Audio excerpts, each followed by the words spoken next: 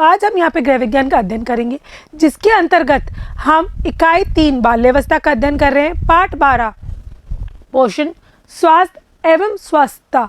इसके जो टाइटल है, इसका पूरा डिटेलिंग हमने भाग 1 में पढ़ लिया है। जैसा कि भाग 1 में बताया गया था कि हम इस पाठ को 3 भागों में विभाजित करके पढ़ेंगे।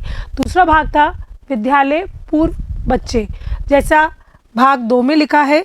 ये है 2 से 7 वर्ष की आयु, जब बच्चा फॉर्मल एजुकेशन में एंटर करने वाला होता है। और ये भी पहले वाले भाग के अंत में मैंने कुछ सवालों के साथ अंत किया था। आशा करती हूँ आप सब उन सवालों के जवाब के संग तैयार होंगे और नोटबुक खोल के एकदम रेडी होंगे चेक करने के लिए। तो आइए उन सवालों का वापस एक बार रिवाइज कर लेते हैं कि आपने कितना सही लिखा या और कितना समझने की ज़रूरत है। फिर आगे देखेंगे विद्यालय पूर्व अवस्था। डीपीटी, ओपीवी और बीसीजी टीकों के पूरे नाम बताइए। Diphtheria, pertussis tetanus, OPV oral polio vaccine, BCG bacillus Calmette Guerin. अतिसार से निर्जलीकरण कैसे होता है?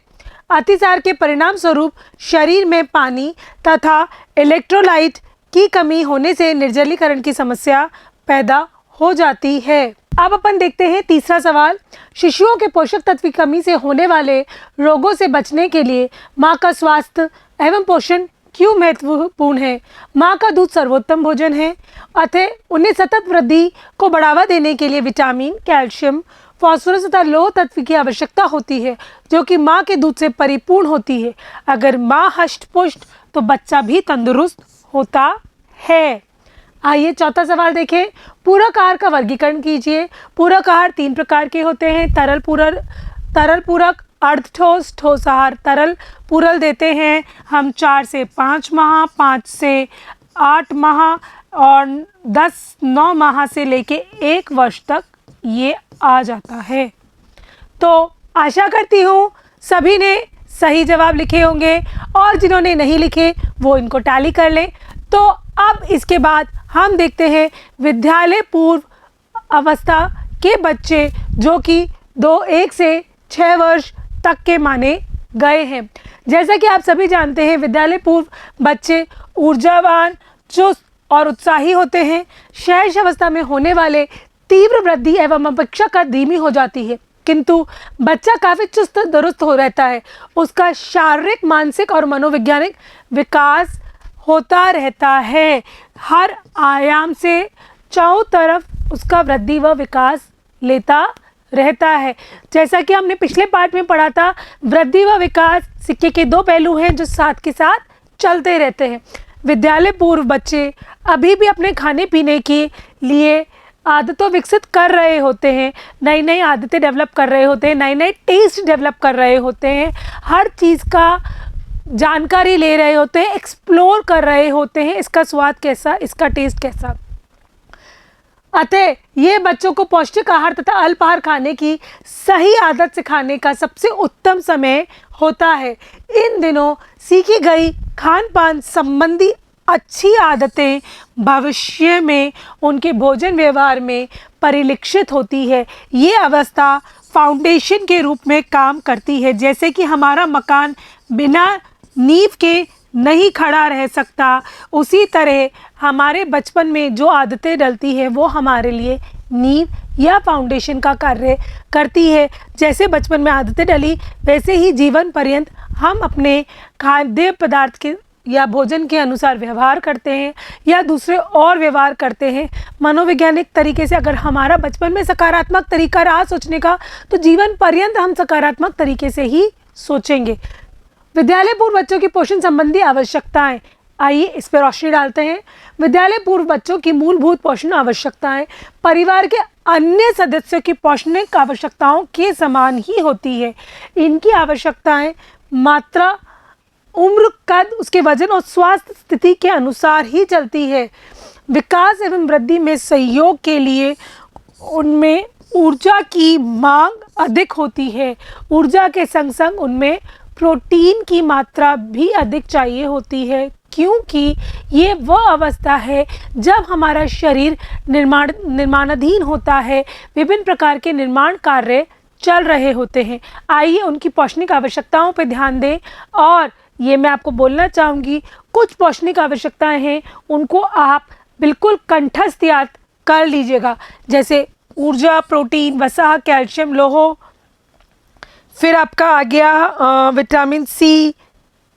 ये तो आपको कंठस्थ करनी ही करनी है, और तो आप याद कीजिए, लेकिन ये तो कंठस्थ रहनी ही चाहिए।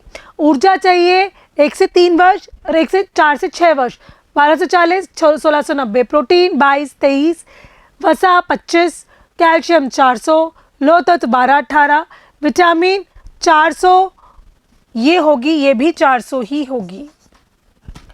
Beta carotene 1600, thiamine 0.6-0.9, riboflavin 0.7-1, niacin 8 और 11, विटामिन सी 40, पेरोडॉक्सिन 0.9-0.9, फॉलिक अम्ल 30-40, विटामिन B12 0.2 से 1 तक होनी चाहिए। ये ध्यान देने की महत्वपूर्ण है कि आधारभूत बेसिल क्षतीय एवं अतिरिक्त आवश्यकताओं के कारण एक बच्चे में दूसरे बच्चे की पौष्टिक आवश्यकताओं में फ़र्क हो सकता है।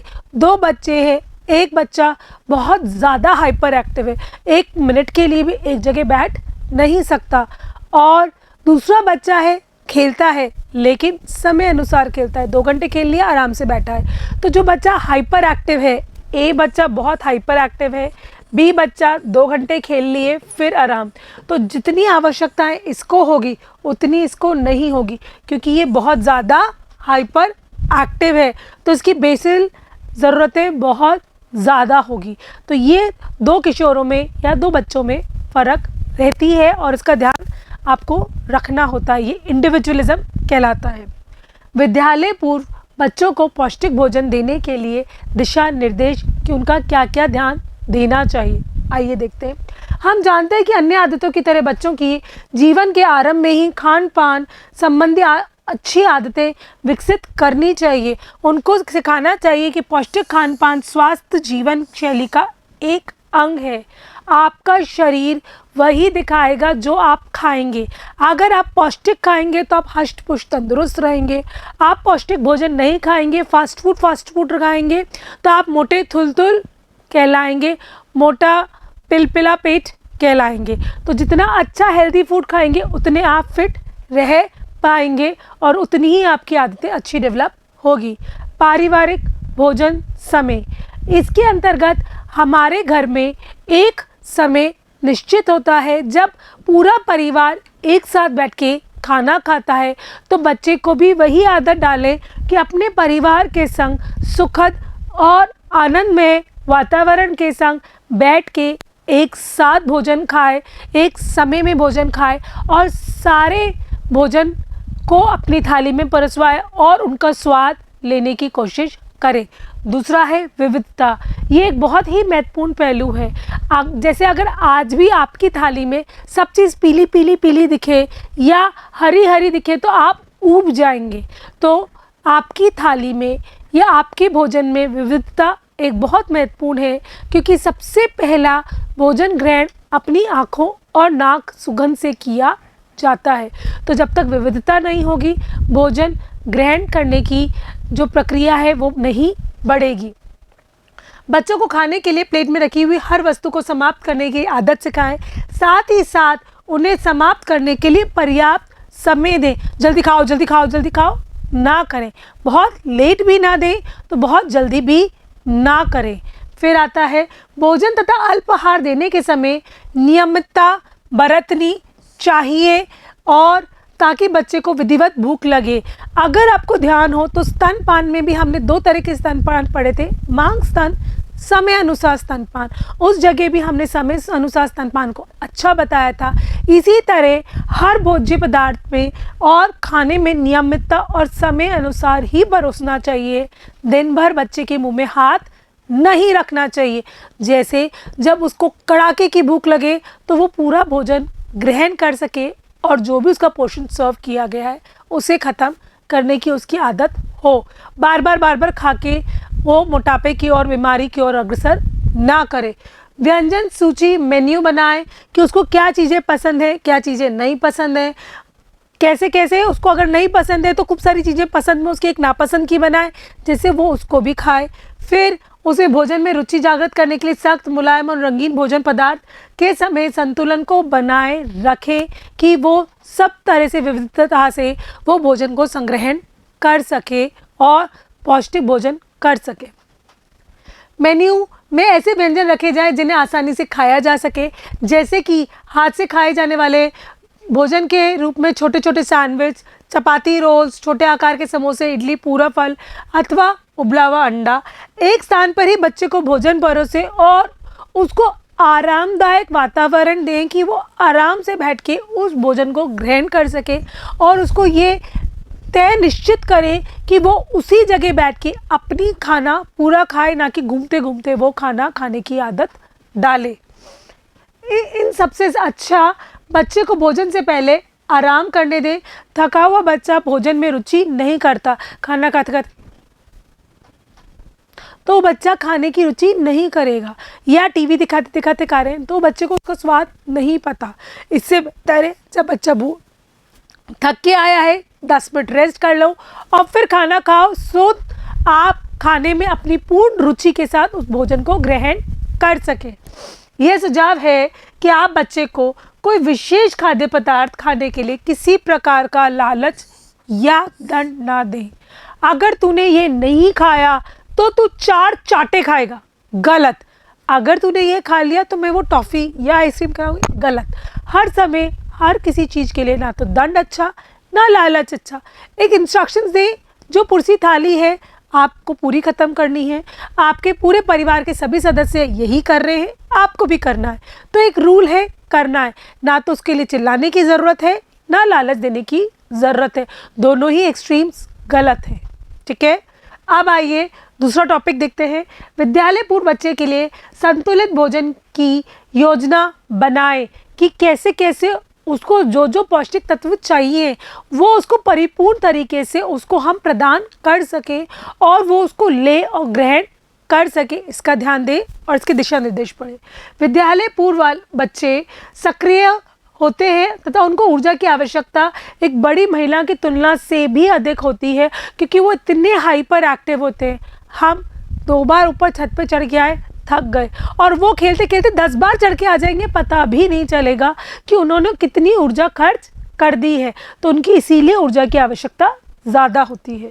किंतु विकास एवं सक्रियता के स्तर से ध्यान में रखते हुए यदि बच्चे की पौष्टिकता एवं संतुलित भोजन नहीं दिया जाए तो वो वयस्क अवस्था तक अपनी पूर्ण आनुवांशिक क्षमताएं प्राप्त नहीं कर पाते। इसका मतलब कुपोषित हो जाते हैं, वृद्धि व विकास में बैकलॉग पे आ जाते हैं।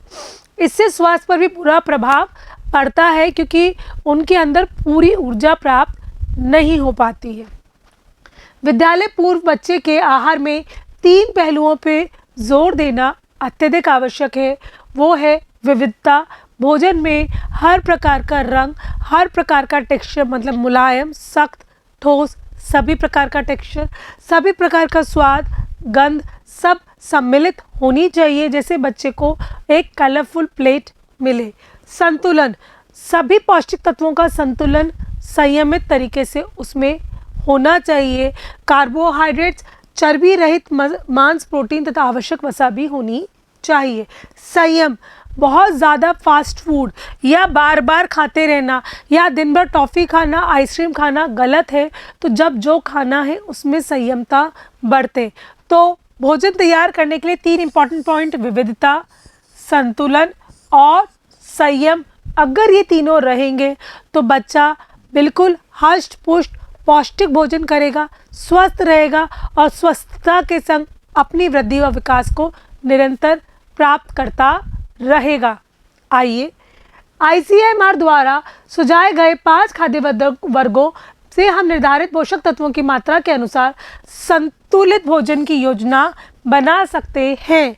दैनिक आहारों की आयोजन करते समय सभी खाद्य समूह में खाद्य पदार्थ का चयन किया जाना चाहिए। आयोजन को अधिकाधिक सुविधाजनक बनाने के लिए ICMR ने विभिन्न आयु वर्गों के लिए आहारों का सुझाव दिया है। विद्यालय पूर्व बच्चों को संतुलित आहार में शामिल किए जाने वाले विभिन्न खाद्य समूहों की मात्रा के लिए हमें नीचे सारणी दी गई है। अनाज, मिलेट, ज्वार 120 ग्राम चाहिए हमको 1 से 3 वर्ष के लिए, और 210 ग्राम चाहिए 4 से 6 वर्ष के लिए। दालें 30 ग्राम 45 ग्राम, दूध 500 मिलीलीटर दोनों के लिए। फल सब्जी 50, जड़ तथा कंदमल 50, हरी पत्तेदार सब्जियां 50, फल 100, चीनी 25, 30, घी तेल 20 और 25। ये अप्रॉक्सीमेट मेजरमेंट्स दिए गए हैं, प्लस माइनस 10% आप कर सकते हैं। इसके अनुसार आप दिन भर का मेन्यू बना सकते हैं। अब हम विद्यालय पूर्व बच्चे के लिए 3 आहार एवं 2 अल्पाहार यानी स्नैक्स का आयोजन करेंगे। इसका कारण ये है कि विद्यालय पूर्व के लिए तीनों आहार को पर्याप्त मात्रा में खा पाना मुश्किल है, इसलिए उनको आहारों के बीच में पौष्टिक अल्पाहार, जो कि स्नैक्स कहा जाता है, का आयोजन किया जाता है। इसमें आवश्यक कैलोरी और पोषक तत्व प्रदान करते हैं और बच्चे स्नैक्स को बहुत दिल खुश होके उसको एक्सेप्ट करते हैं और खा लेते हैं। शुरू करने के लिए अल्पाहार अच्छा होता है। अल्पाहार स्कूल वाले टिफ़िन में भी भेजा जा सकता है। फिंगर फूड कहलाता है, उठाया और खाया इजी फूड होता है, बच्चे आकर्षित होके खाते रहते हैं। आप कौन कौन से हैं, आइए हम स्थिति पर नज़र डालें तथा विश्लेषण करें कि हम विद्यालय पूर्व बच्चे के लिए अल्पाहार स्नैक्स आहार का आयोजन किस प्रकार बना सकते हैं। दूध सुबह का नाश्ता 3 बादाम 5-6 किशमिश, दूध में पकाया गया गेहूं का दलिया, ओट्स या बार्ले कुछ भी। स्कूल का टिफ़िन मसले हुए अंडे या पनीर के सैंडविच, कद्दूकस की गई गाजर, चटनी तथा पेय के रूप में फल का जूस या फ्रूट भी दे सकते हैं। दोपहर का भोजन जिसे उसने उनके लिए तैयार करने वाले ने कहा है, पालक चावल, दही, उबले हुए चने एवं टमाटर की चाट। शाम का अल्पाहार दूध का शेक, पसंद का स्नैक, थोड़ी सी मूंगफली देने की योजना भी बनाई सकती है। रात्रि का दाल, चिकन, कोई भी प्रोटीन, चपाती तथा एक पकाई गई मौसमी सब्जियां। ग्रामीण बच्चों के लिए दिए जाने वाले अल्पाहार होते हैं प्राय मुरुक्कू, लड्डू, उपमा, मट्ठी। ये प्रांतीय होते हैं। मुरुक्कू, उपमा साउथ में चलते हैं, मटरी वगैरह अपने यहाँ नॉर्थ में चलती है।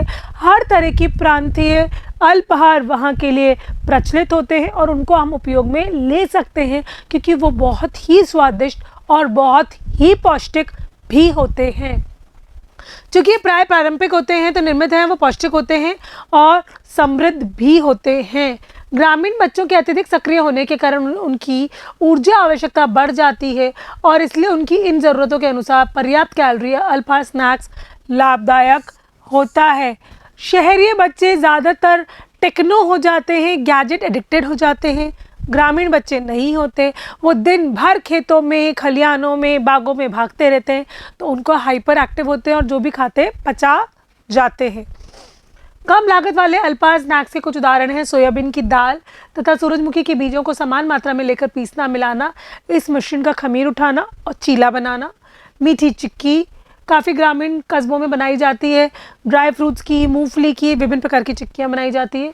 देशी खाद्य पदार्थ जैसे चावल, लोबिया, काले चने, चौले का आटा, गुड़ समान मात्रा में मिलाकर से मूंगफली का तेल डालकर विभिन्न प्रकार के स्नैक्स बनाना। संदल, पयासम, ढोकले, उपमा भी प्रसिद्ध हैं। मौसमी तथा स्थानीय रूप में उपलब्ध सब्जी के सूप तैयार किए जा सकते हैं, जहाँ तक कि बची कुछ सब्जियाँ, दाल और अनाजों को भी मिलाया जा सकता है। जैसा कि मैंने कहा, प्रांतीय होते हैं, इनोवेटिव होते हैं। आप उसको कुछ भी चीज़ मिला के अच्छा न्यूट्रिटिव बना सकते हैं।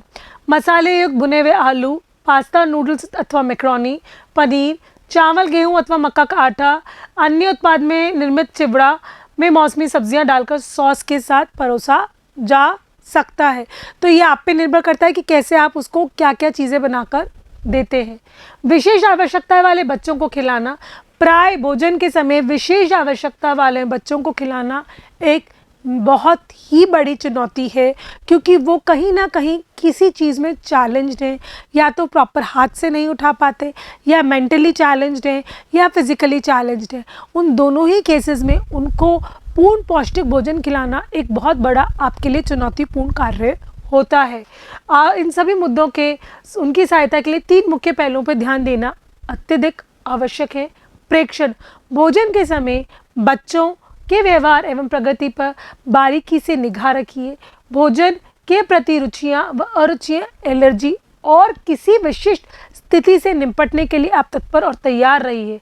उन्हें उस कौशल को विकसित करने में मदद कीजिए जिसकी उन्हें पर्याप्त पोषण प्राप्त करने एवं भोजन करने के समय का सुखद अनुभव क्षमता की आवश्यकता होती है। दूसरा पॉइंट है भोजन करने के कौशल का विकास करना। अशक्त बच्चों को भोजन कराने के लिए अत्यधिक समय की आवश्यकता होती है, तो उसके लिए आपको भी पेशेंस रखने की ज़रूरत है और सामने वाले को भी पेशेंस रखने की ज़रूरत है। उस तरह के कटोरी, चम्मच या कटलरी या बर्तन को रखें जिससे वो आसानी से उठा के खा सकें, जिसकी किनारी तीखी ना हो, वो अपने को हानि ना पहुंचाए, इसका बहुत ध्यान देने की आवश्यकता होती है। सुनिश्चित कीजिए कि बच्चा आरामदायक स्थिति से बैठा हो। यदि वह खुद खा सकता है, सकती है, तो उसे स्वयं खाने दें। इस तरह के कौशल को विकसित करें। सुखद वातावरण बनाएं, एक उत्साहित प्रिय वातावरण बनाएं, उनको प्रोत्साहित करें कि हाँ तुम कर सकते हो, किसी से कम नहीं हो। विशेष आहार, कुछ बच्चों को उनकी योग्यता के आधार पर उनके आहार एवं दैनिक आहारों के समय में परिवर्तन की आवश्यकता पड़ सकती है। जैसे स्पास्टिक बच्चे कुछ भी चीज़ पतली निगलने में सक्षम नहीं होते, उनके गले में अटक जाती है क्योंकि उनकी आहार नाल को गिटकने में इतना सक्षम नहीं है। तो उनको ठोस आहार दें, छोटे छोटे टुकड़ों में दें जैसे वो निगल सके और उनको गले में ना अटके, और उनके अनुसार खाद्य की संरचना करें। कुछ अशक्त बच्चों में मोटा होने की प्रवृत्ति होती है जिससे भोजन करना कठिन हो जाता है। स्वालीनता रोग, ऑटिज्म वाले बच्चों को स्वाद एवं गंध में अंतर नहीं आता, उनको इसका फ़र्क नहीं होता, जिसके कारण भोजन ग्रहण करने के उनके गुण पर दुष्प्रभाव पड़ता है क्योंकि ना तो उनको स्मेल आता है ना टेस्ट आता है, तो वो डिफ्रेंशिएट नहीं कर पाते। वे सभी खाद्य पदार्थ जिसके प्रति विशेष आवश्यकता वाले बच्चों को एलर्जी है, उन्हें उसके आहार से तुरंत हटा देना चाहिए क्योंकि इससे उनको नुकसान होता है। जैसे कईयों को लैक्टोज इंटॉलरेंस होता है, दूध जो होता है उसके अंदर जो प्रोटीन होता है उससे इंटॉलरेंस होता है। कईयों को ग्लूटेन इंटॉलरेंस होता है, मतलब गेहूं से उनको नहीं पचता। कईयों को पीनट से, मूंगफली से उनको एलर्जी होती है। तो जिस चीज़ से भी अगर उनको एलर्जी है तो उस चीज़ को जानें और उनके भोज्य पदार्थ से उसको इमीडिएटली हटाएं, जैसे उनकी वृद्धि व विकास निरंतर चलती रहे। प्रतिरक्षण हमने शैशवावस्था में भी पढ़ा था, विद्यालय पूर्व बाल्यावस्था में भी पढ़ रहे हैं। प्रतिरक्षण हर उम्र की अवस्था के बच्चों के लिए बहुत ही महत्वपूर्ण है क्योंकि ये आपको विभिन्न प्रकार की संक्रमित रोगों से प्रतिरक्षा प्रदान करती है और आपको कुपोषण से बचाती है और आपको हष्ट पुष्ट और तंदुरुस्त रखती है। इसके अंतर्गत राष्ट्रीयकृत आपको प्रतिरक्षण प्रोग्राम्स दिए गए हैं जिसके अंतर आपको टीके लगाने पड़ते हैं और बाल विकास एवं पोषण संबंधियों के द्वारा इसके पूरे चार्ट्स आपको अवेलेबल किए गए जाते हैं जिनके अंतर्गत समय अनुसार आपको अपना टीकाकरण कराते रहना चाहिए। नीचे सारणी में आपको 6 देखा जाएगा कि विद्यालय पूर्व बच्चों को डीपीटी और ओपीवी की बूस्टर खुराक के अतिरिक्त एमएमआर तथा टाइफाइड के टीके भी लगाए जाते हैं। 15 से 18 महीने एमएमआर, खसरा, कन्फेड और रुबेला। 16 माह से 2 माह डीपीटी ओपीवी बूस्टर खुराक। डीपीटी अपन ने पढ़ लिया था पहले, डिप्थीरिया, पर्टुसिस और टेटनस। 2 वर्ष टाइफाइड टीका, ये 5 वर्ष पे फिर डीपीटी है। 10 वर्ष पे टिटनेस टॉक्साइड टीटी है। विटामिन ए के ड्रॉप्स हैं। जैसे आपको विटामिन ए के कारण जो अंधापन है या पौष्टिक अंधापन है उससे ग्रसित ना होना पड़े।